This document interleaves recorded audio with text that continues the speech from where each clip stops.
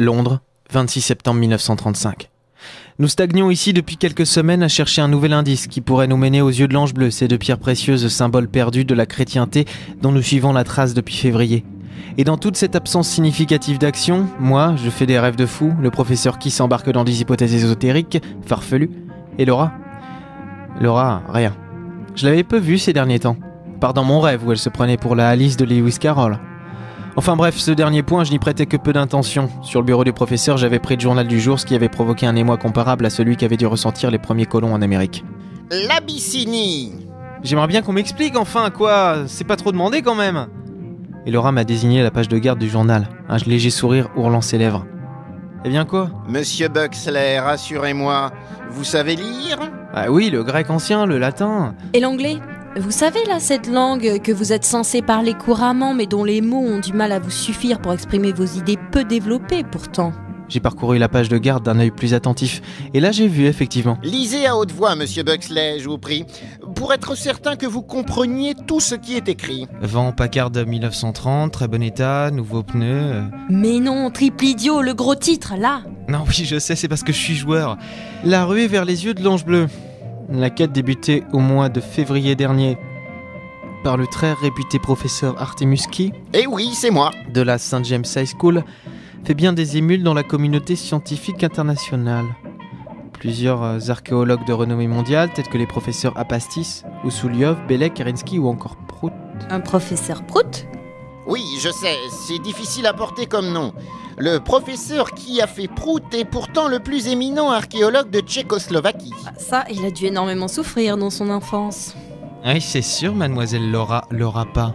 Je sens de la raillerie dans votre voix. Pourtant, j'ai mangé du poulet ce midi. Je continue ? Non, ce n'est pas la peine. Mais voyez la carte des recherches entamées par nos chers confrères. Ils sont tous concentrés en Afrique. Vous voyez bien. Sauf en Abyssinie. Mais je ne vois toujours pas le rapport, on n'a pas fait l'Afrique orientale, oui je veux bien, mais alors on va pas se taper tous les endroits de la Terre où il n'y a pas encore d'archéologues à la recherche des yeux de l'Ange bleu. Réfléchissez Buxley. On a fouillé le temple d'Amentet en Égypte où devaient se trouver les pierres au tout début. Ensuite nos recherches nous ont emmenés sur les traces d'Aziz le Grand en Afrique centrale. Et du coup, nous voilà repartis en Europe parce que soi-disant le roi Salomon aurait été volé par des chevaliers, en tout cas des hommes de type caucasien. De là, plus aucune trace. Si ce n'est quelques centaines d'années plus tard, à l'époque de Jeanne d'Arc, du chevalier Férinchois Sédur et du moine Tagada de Soin de Soin. Je commence à comprendre toujours pas en fait. Je continue, professeur ? Oui, jusqu'ici vous vous débrouillez très bien, ma chère Laura. Les pierres que le moine Tagada a amenées dans les steppes mongoles, nous les avons, n'est-ce pas ? Oui, grâce à la baronne von Schmoll. Mais ce ne sont pas les pierres, Buxley, des répliques.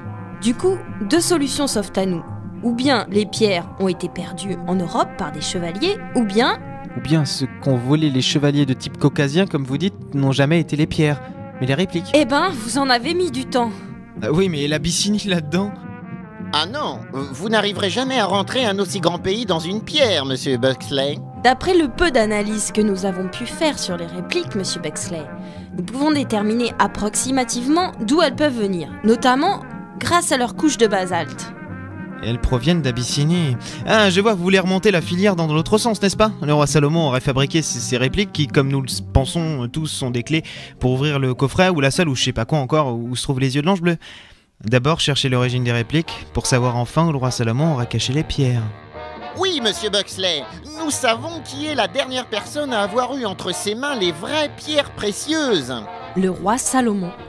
Le vénard, j'espère que ses mains étaient propres. Donc, en voyant cette carte de recherche dans le journal, toc-toc frappe à la porte de ma tête, j'ouvre, hop là, plein d'idées, tout s'en mêle, se démêle et forme finalement la solution. C'est intéressant comme vous schématisez votre réflexion, professeur. Je dirais même que c'est... Non, en fait, là, je suis de nouveau largué, mais bon.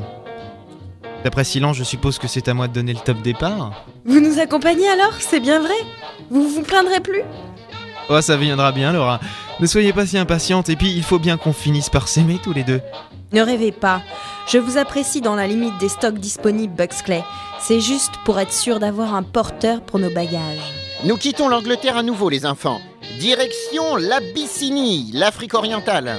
Je vous parie que la prochaine fois que nous toucherons le sol de la perfide Albion, nous aurons avec nous les yeux de l'ange bleu.